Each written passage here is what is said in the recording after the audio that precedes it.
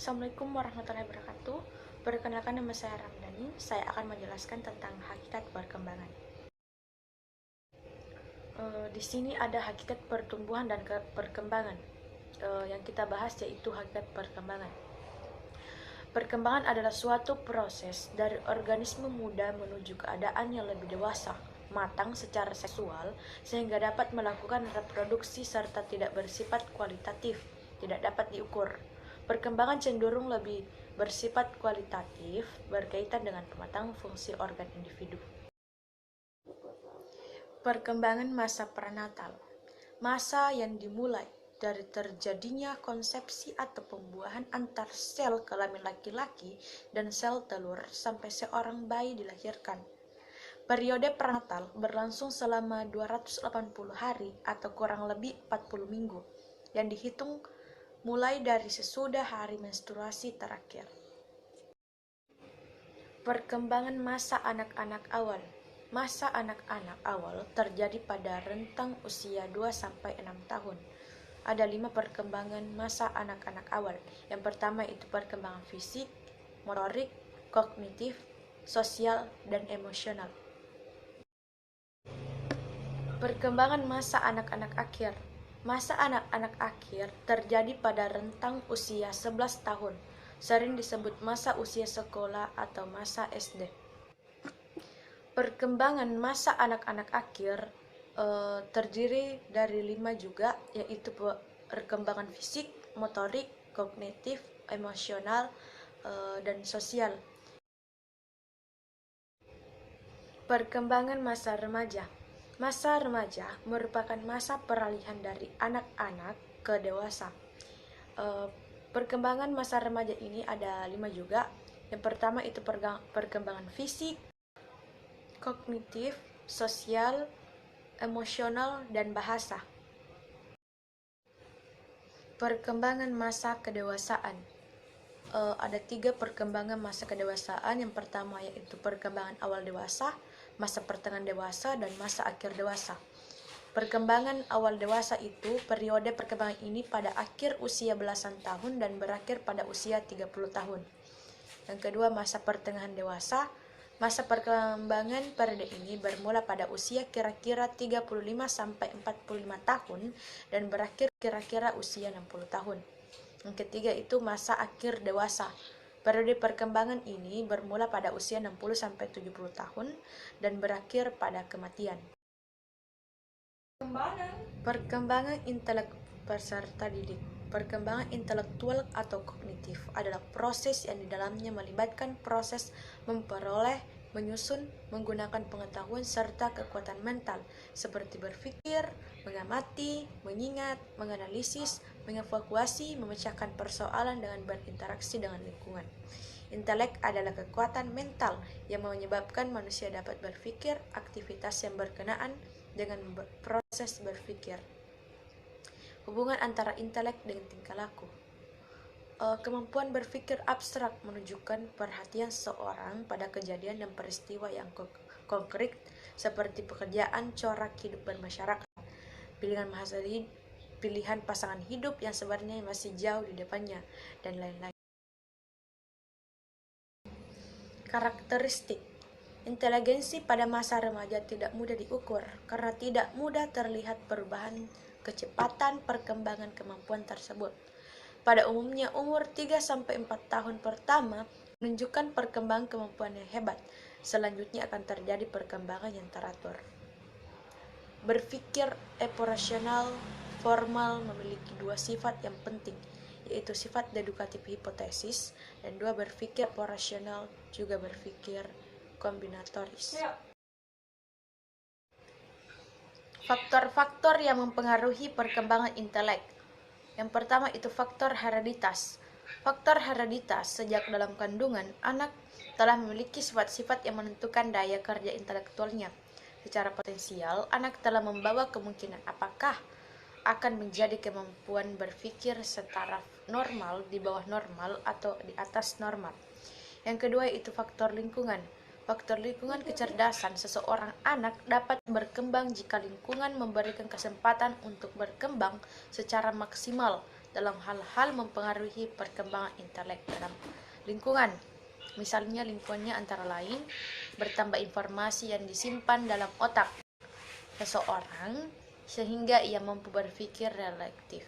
Yang kedua, banyaknya pengalaman-pengalaman memecahkan masalah sehingga seseorang dapat berpikir proporsional. Yang ketiga, adanya kebebasan berpikir. Kemudian, keluarga. Keluarga adalah faktor yang paling penting di mana pihak keluarga, khususnya orang tua, harus memberikan informasi dan pengalaman sehingga anak dapat memiliki berbagai kemampuan dan cara berpikir yang cepat. Yang kedua adalah kemudian adalah sekolah. Sekolah adalah lembaga formal yang bertanggung jawab meningkatkan perkembangan anak. Kita sebagai pendidik juga harus mengetahui cara untuk meningkatkan perkembangan intelek anak. Selanjutnya yaitu perkembangan bakat khusus peserta didik remaja.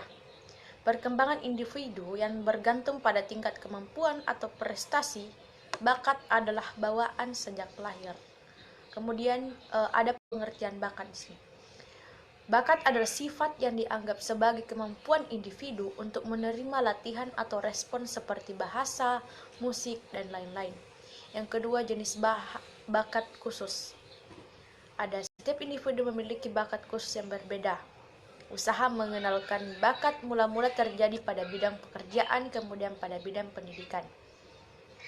Pemberian nama terhadap jenis-jenis bakat khususnya biasanya dilakukan bidang apa bakat tersebut berfungsi. Kemudian bakat khusus bergantung pada kebudayaan tempat seorang itu dibesarkan. Yang kelima itu faktor lingkungan sangat berpengaruh terhadap bakat. Hubungan bakat dan prestasi. Dengan adanya bakat, seseorang dapat mencapai prestasi dalam bidang tertentu. Yang keempat, faktor yang mempengaruhi perkembangan bakat. Ada dua, yang pertama itu anak itu sendiri, yang kedua itu lingkungan anak. Anak itu sendiri misalnya anak kurang berminat, kurang bermotivasi, mempunyai hambatan pribadi. Yang kedua lingkungan anak, yaitu orang tua kurang mampu menyediakan sarana dan kesempatan aspek-aspek pertumbuhan dan perkembangan peserta didik. Yang kelima ada pendidikan anak berbakat di Indonesia. Kemudian ada pengertian anak berbakat. Anak berbakat adalah anak yang mempunyai potensi unggul di atas potensi yang dimiliki oleh anak-anak normal.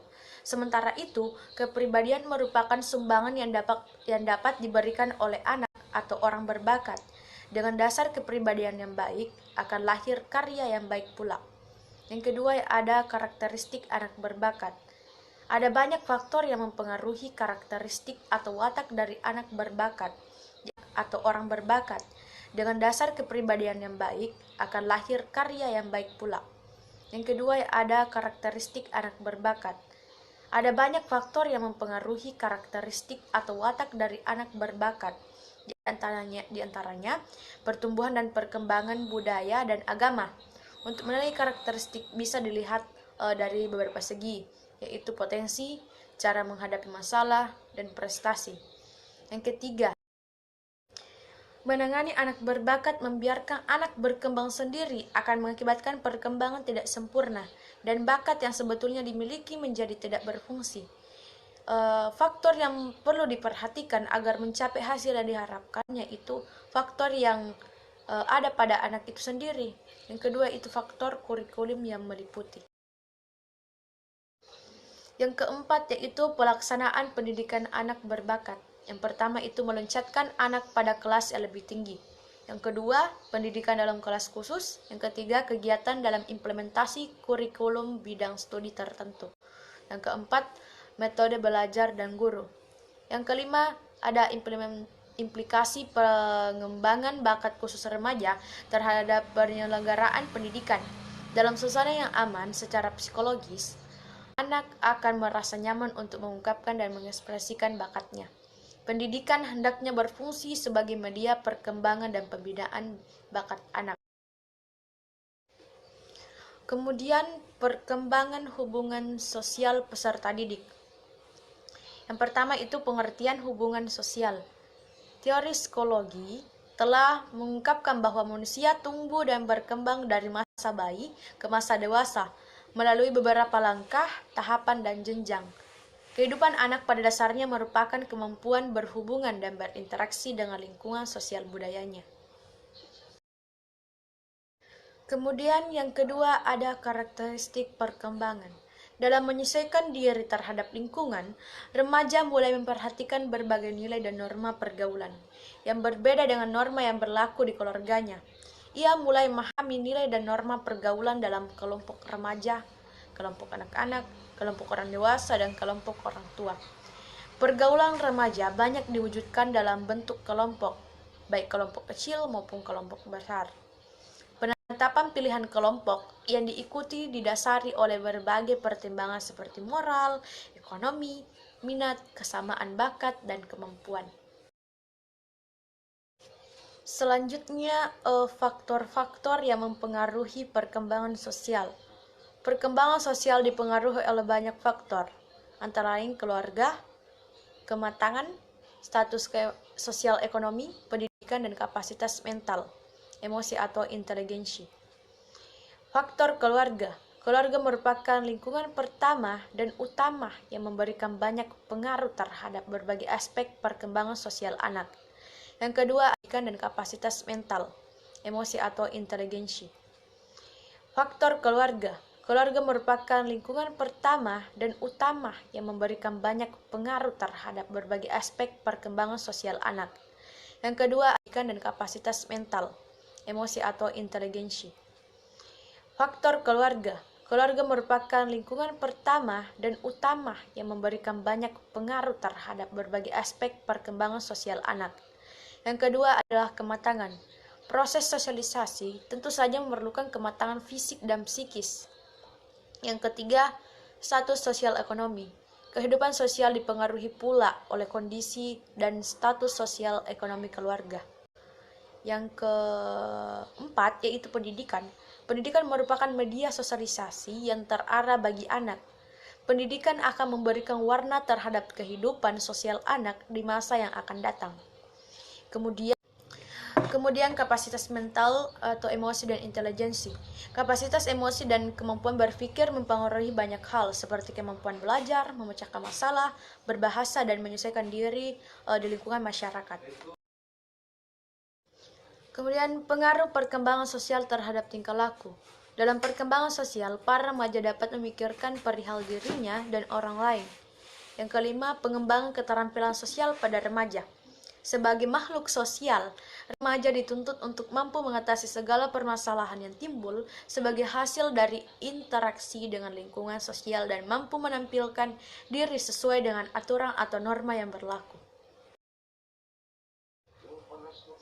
Dalam kehidupan remaja terhadap 8 aspek yang menuntut keterampilan sosial atau social skill, yaitu keluarga, lingkungan, kepribadian, rekreasi, pergaulan dengan lawan jenis, pendidikan, persahabatan dan solidaritas kelompok, dan lapangan kerja. Yang keenam yaitu implikasi pengembangan hubungan sosial remaja terhadap penyelenggaraan pendidikan.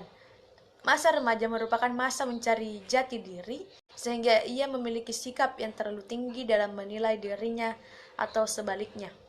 Pola kehidupan remaja yang berbeda dengan kelompok dewasa dan kelompok anak-anak dapat menimbulkan konflik sosial. Kemudian yang terakhir ada simpulan dan saran. Simpulan saya itu seperti ini. Ditinjau dari segi pendidikan, potensi setiap peserta didik harus dipupuk dan dikembangkan. Kemudian saran saya itu diharapkan pendidikan bagi peserta didik dapat tumbuh dan berkembang sesuai dengan yang kita inginkan. Sekian dan terima kasih. Wassalamualaikum warahmatullahi wabarakatuh.